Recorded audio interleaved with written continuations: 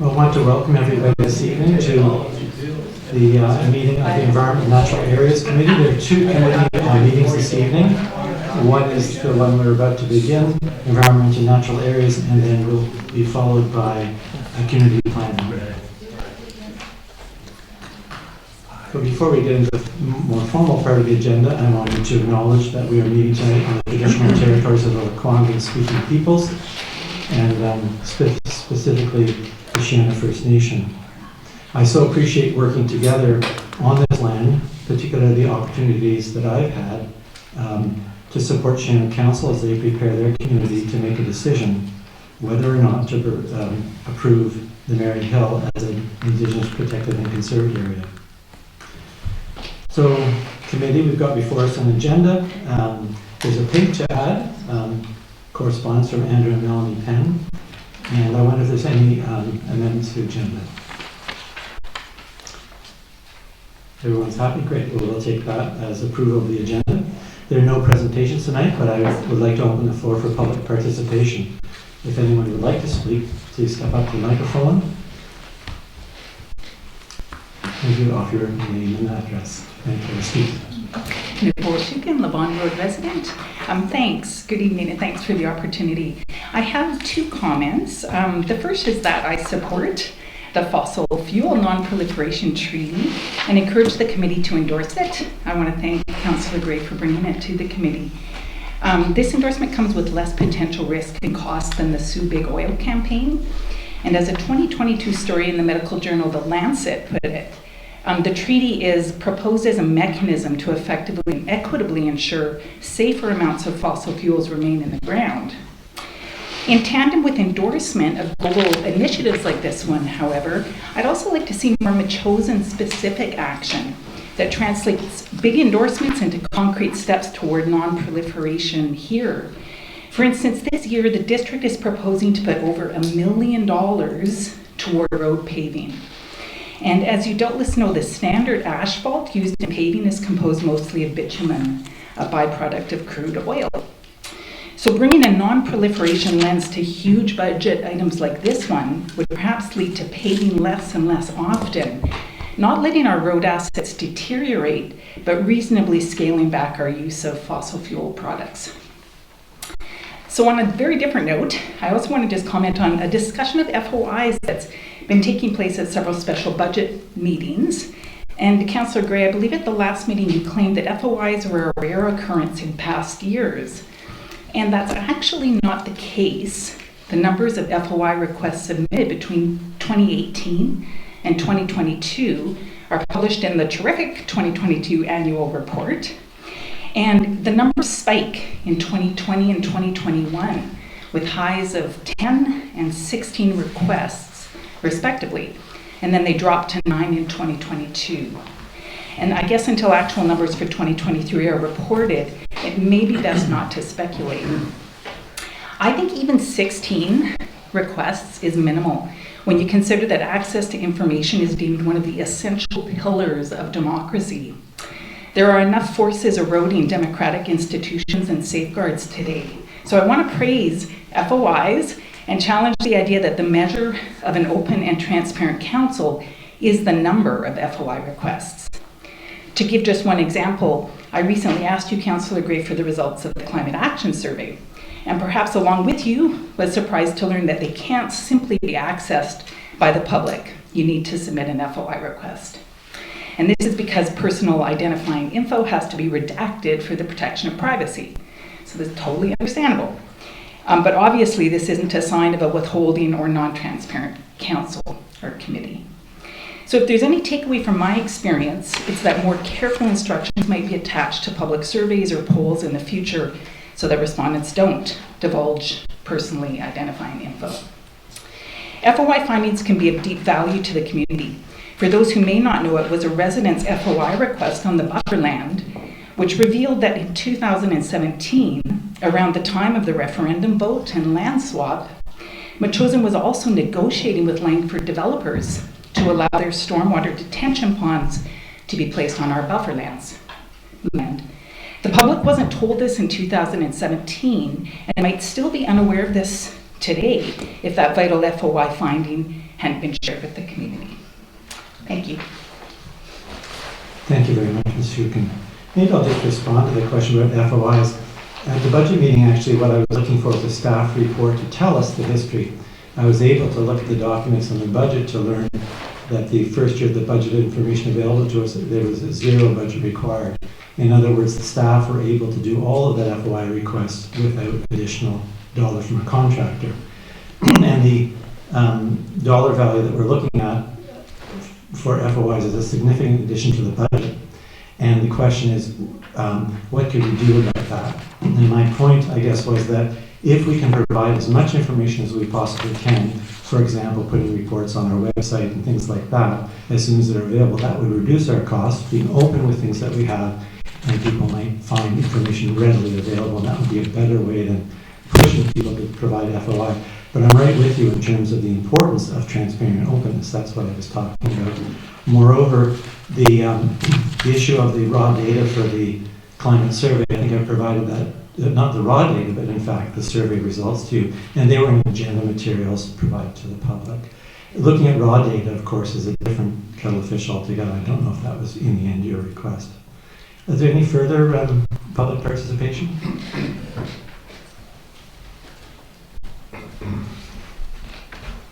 Brent Donaldson, Chalister Court.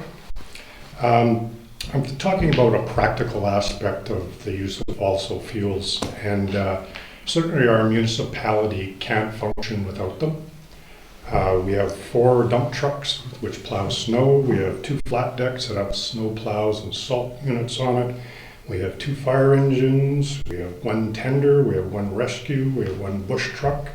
We have 1 pickup, and we have a van, and also a pickup that the building inspector uses. Our community hall, it burns diesel fuel to heat it.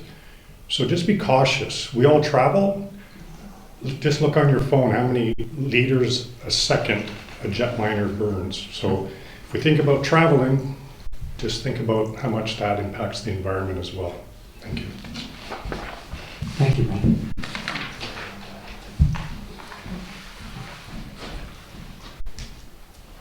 Seeing no further takers, we'll launch into our agenda.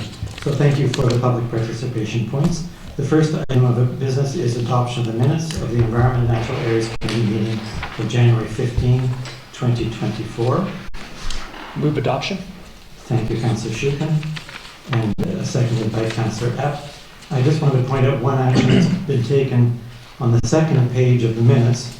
There was an action there that I was to discuss the issue of disallowing sales in local nurseries and florists of invasive species with the Coastal Capital Regional Invasive Species Committee.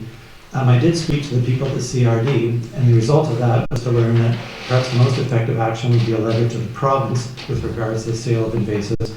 And subsequent to that, I want to thank Mayor Little for firing off that letter to the province to seek the cessation of the sale of invasive species at local nurseries and florists. Any other comments about the minutes?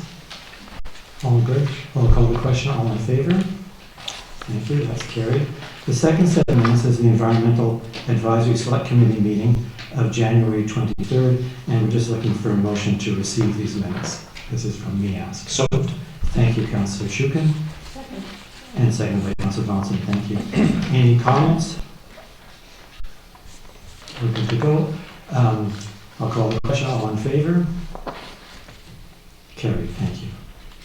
So business arising, there are 2 items arising from the ENASC, the Environmental Advisory Select Committee. The first one is on human-wildlife conflict. So there's a little bit of history here in that some time back, of course, the Council adopted a declaration on climate emergency and biodiversity crisis. And it wasn't too long afterwards, it was actually in June of 2023, we heard about the farmers in Metchosin had lost 61 sheep to cougars. And as a result, 7 to 8 cougars lost their lives. And not killing the sheep, but subsequently. So it's been a big problem for our farmers, on the one hand. we're so appreciative of our farming community, the contributions that they make in terms of food, food production, the appearance of our land, the care and stewardship that is important to us all. There's also a problem for biodiversity if we're having to kill off these keystone species, namely bears and cougars. There are also wolves here, there's elk here. All of them signify an intact ecosystem, and we don't want to really lose that either. Well, what can be done about it? MASC had a presentation by Nitya Harris, who's from Coexisting with Carnivores Alliance, on November 28th. And we were introduced at the committee to the complexity of the question. Nitya wasn't able to make it this evening. She'd hoped to come and make a presentation, but was otherwise delayed. Last June, I sent some notes to the Agriculture Committee about the question, and I think they were going to take a look at it.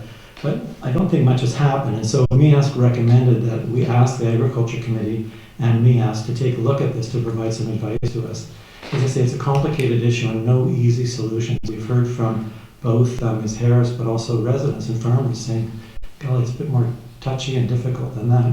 So we're thinking that what we might benefit from was a look at the issue from the Agriculture Committee and MIASC together. We have a volunteer from MIASC who's a scientist who's keen to help, and I wonder if the committee has any comments or ideas, or would we be open to making a referral. Councillor Shukin. Yeah, I would very much like to hear Councillor Donaldson's views, and maybe I should let her speak first, but too late. The one thing would be very supportive. The one thing I might suggest is if you're able to form a subcommittee of the two committees with a focus and a question, almost like a working group. Doing that, I don't think there's any administrative burden or extra stuff we have to do because we'd be pulling from two select committee members, but get a group of people together who are focused on the question. So I might suggest that. Thank you. Councillor Johnson? That is actually a good idea, and you're always welcome to speak first if you like. So a little bit of background in regards to the challenges we've been having with wildlife. I'd like to say, an ounce of prevention would have been the cure, but unfortunately that is out of my hands and my fellow farmers' hands because of the habitats that are being destroyed. And we don't have to look too far for that. Having said that, as a farmer who actually has had animals victimized and killed by wildlife, it is very much a challenge. Bears we can keep out, cougars we cannot. So I don't know what the solution is.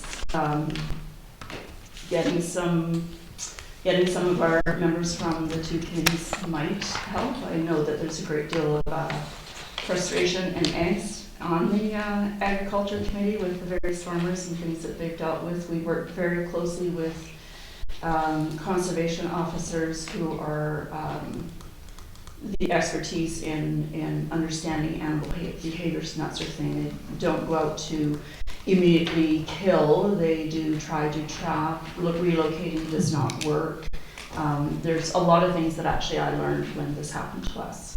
So I don't know what the solution is, but I do know that when people's livelihoods are taken over, it is a detriment to farming. So maybe we could have a brainstorming session, but I know I don't have the answers for that. Yes, that's kind of the problem. I'd like to turn to the select committees to see if they've got something for us. There's a lot of different ideas out there, but many of the ones that we heard about the night that we heard from Ms. Harris didn't look particularly practical for our situation here, having small plots of land where, for example, sheep are moved from one place to another without places to put them at nighttime. And that kind of gives this problem. But I guess what I'd like to do is at least have it come forward, get some ideas, and see if there's any kind of solutions there, and what role the district might play, if any.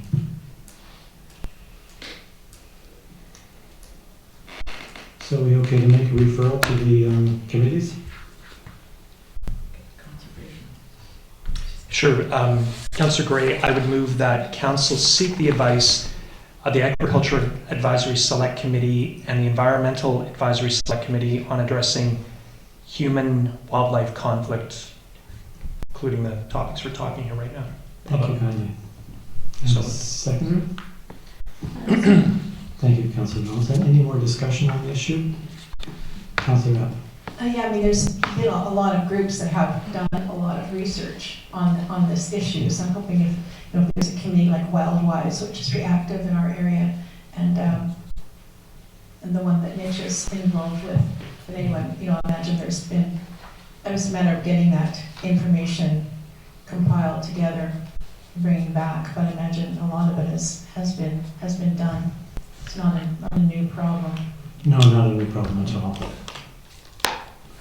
But I think you're right. It's looking at what's out there and what's been done and what might apply here and then what resources might need to apply to it. It's a difficult question for farmers to tackle on their own given the potential costs and the practicality of some of the solutions, but at least getting some ideas, getting it forward, having some discussion, and seeing if we can't bring something together of use for all of us. Mary. When I've talked to the conservation officers who have talked to the province will say that farmers are suggested to use the best guidelines and practices of the BC Cattlemen's Association, which includes guard dogs or guard animals and fencing, which proves to be quite problematic or impractical in Metchosin. So the Conservation Service is not going to get any more resources from the province because the province turns around and says, well, we want these farmers to adhere to the BC Cattlemen's Association guidelines on best practices. So it is quite a conundrum that we've been dealing with, and as Councillor Donaldson says, it'll be increased with the loss of habitat from Langford and Colwood. I think you're right. It's a very complicated circumstance. Well, I'll call the question. All in favor? Carried. Thanks so much. The second item Councillor Sheehan. Okay. Councillor Gray, I am going to recuse myself from this discussion. I'll give you a quick reason why. Throughout my career, I've been working in the power generation sector and mainly had the privilege and the adventure of developing wind energy projects. And I've done that with teams throughout North America. But the company I work for also does do natural gas generation, and we have several projects underway right now. And with that, I feel it would not be appropriate for me to be talking about this specific thing, so I'm going to recuse myself. Understood. Thanks very much.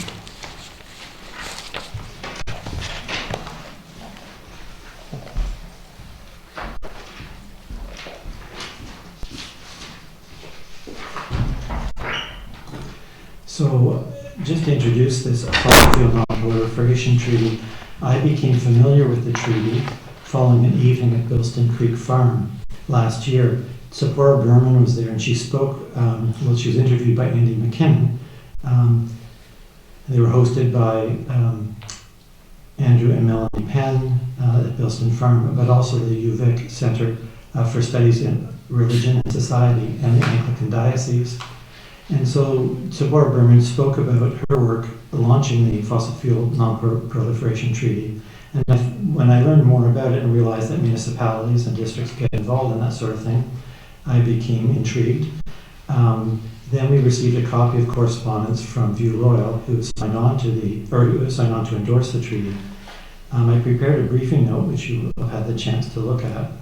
Obviously, the climate situation is worsening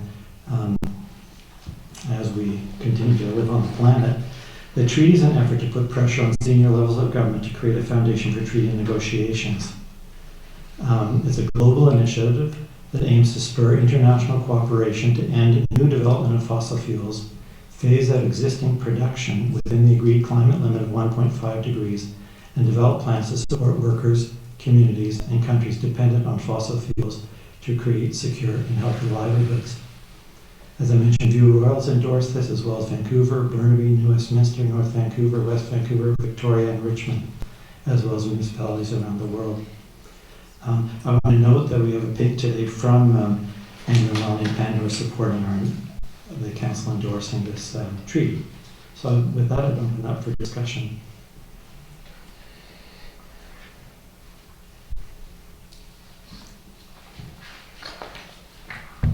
Mayor Little.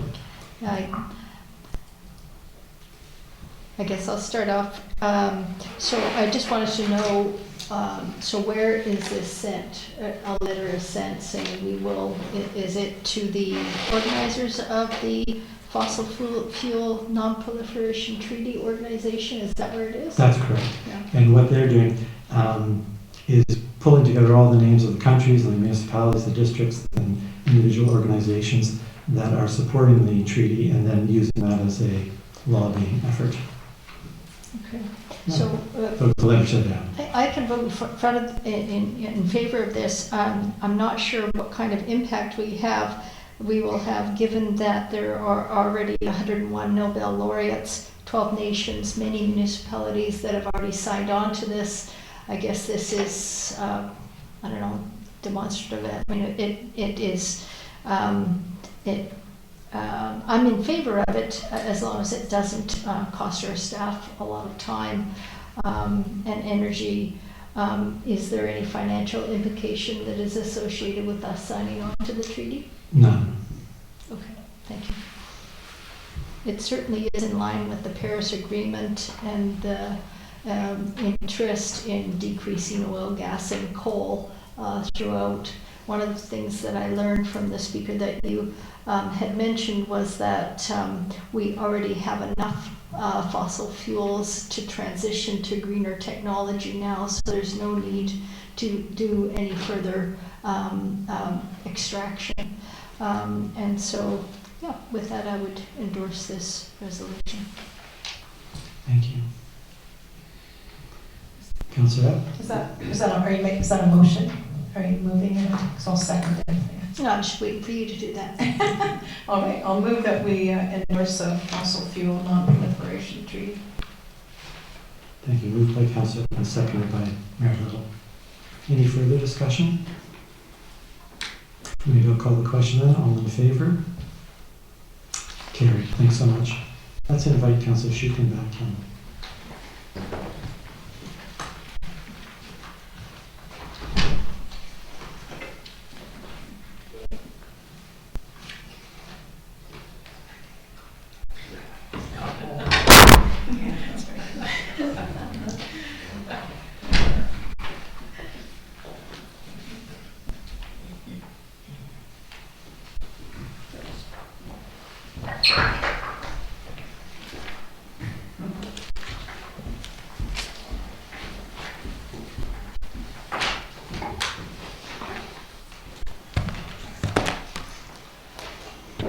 Our agenda, and I think I missed something. On page 19 of the agenda, some business arising from our committee, and I just wanted to report back. We had talked on January 15th about MEAS working on a proposal around banning the use of glue traps for rodents. And what happened is that as I began investigating it, we learned that Sanders was working on, and indeed before this meeting tonight, endorsed a resolution going to AVIC on banning glue traps. So I just bring that to your attention. I thought a number of us would likely be going to AVIC, and this would be a resolution that we might choose to support. So that's simply an update. The next thing on the agenda is on page 21, and just a memo to council, and I called it a District of Metchosin Environmental Year in Review, a partial list. With the advent of the new Chief Administrative Officer, Mr. Payette, I thought it would be useful just to recognize all the work that the council has done. Now it's council, committee, volunteers, quite a few people who put effort into this. This isn't all just from Environment Committee, but us as a whole. And I'm calling it a partial list because I'm not sure I caught everything.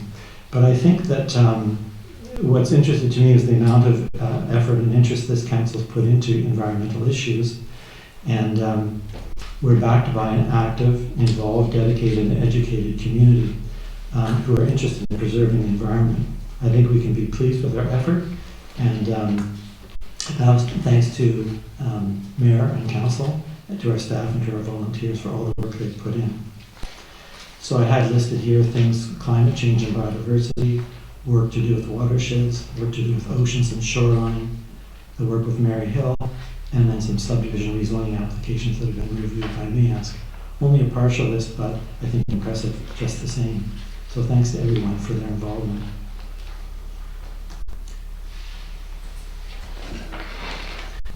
So I'll just move on to a very brief councillors update. We've got our strategic planning led by Mr. Pett coming up on Saturday, February 24th. It's closed to the public, but I wanted to say that I think building on the work that we've done this past year, I'm hoping we'll include discussion about strengthening riparian area education and regulation, enacting a tree preservation bylaw, launching development of a shoreline plan, and supporting aquifer protection in any way that we can. Of course, I'm also interested in the general work of council in terms of the services that we provide the community, our financial plan, and managing our assets. We got some good news this week. The CRD's been successful in the application they made to a grant for EV chargers, and that means that we'll receive the support for putting 2 EV chargers in Metchosin. The timing of that I don't think we have exactly yet, Mr. Pett, not quite, but good news on that front.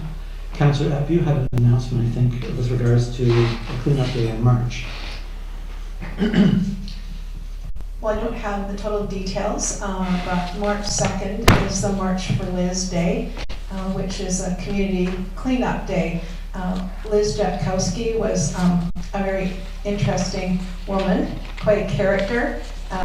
She died 3 years ago, but before that she could pretty much always being seen on the side of the roads with her dogs attached, picking up the garbage all over the place. And she was pretty adamant. I mean, she certainly didn't do it for the money she got from the cans and bottles. People would stop and try to give her money, but she actually was fine. She was perfectly capable of looking after herself with her own house and so on. So it was actually quite funny. And she come to council occasionally and vent a few opinions. She certainly had her ideas about how she could take care of the rabbit problem. But anyway, so the firefighters have been doing this now. I think it's the 3rd year. Yeah. And so it's on March 2nd, and people will gather at the fire hall at 9 o'clock. And they'll have, bags and vests and grabbers and so on, so people can go out and pick their spot. And if people can't make that particular day, even just to get out in your own neighborhood and pick up a bit of garbage. And the firefighters, you can bring the garbage back to the hall, and they will dispose of the garbage here. So I don't know if I missed anything. You got it. Right. Time? Mm-hmm. Time? Yeah, at 9 o'clock till about 1, I think. So yeah, anyone that can come, hopefully the weather will cooperate, and it'll be a great day in Liz's memory. Thanks so much. So just to mention 2 other upcoming events. One is the budget discussions. Our next meeting is February 22nd, Thursday, 4 to 6 p.m. And everyone will be welcome to be there. We've got a how shall I say, a struggle with our budget this year. We've got some pretty high numbers and we're working hard at it. And thanks to Councillor Donaldson for chairing those meetings. And then the other thing to mention, Councillor Donaldson has arranged for us to have a really exciting presentation called Everything Water on Councillor Donaldson, February 28th, is it? 28th in the chambers? In the chambers here. And Doug Baird is doing a presentation. Gord Baird, excuse me. And Gord is a councillor in Highlands, but he's got a very interesting background in water issues, and I would commend everyone to come to the meeting that Councillor Thompson's organized. I think it'll be a good one. Please. Yeah, we will actually have a series of this. So we will have one in February, another one in March, which Alison Leduc and her group, the Bilston Watershed, and that'll deal with groundwater. And then in April, Mayor Little and I are going to be working on with residents who are struggling with water in wells, and that'll be in April. So there'll be more to come on that. We will have articles in the news, and it'll be advertised on the Marquee Sun as well. So those are things that are of concern for all of us. Terrific, thanks for that. That sounds really good. So in terms of our agenda, I just entered the correspondence, and we'll receive the correspondence from Mayor Melanie Kent. And I don't think we have anything else on the agenda this evening. Could I have a motion to adjourn? Motion to adjourn. Councillor Donaldson, seconded by Mayor Little. All in favor? Carried. Thanks so much.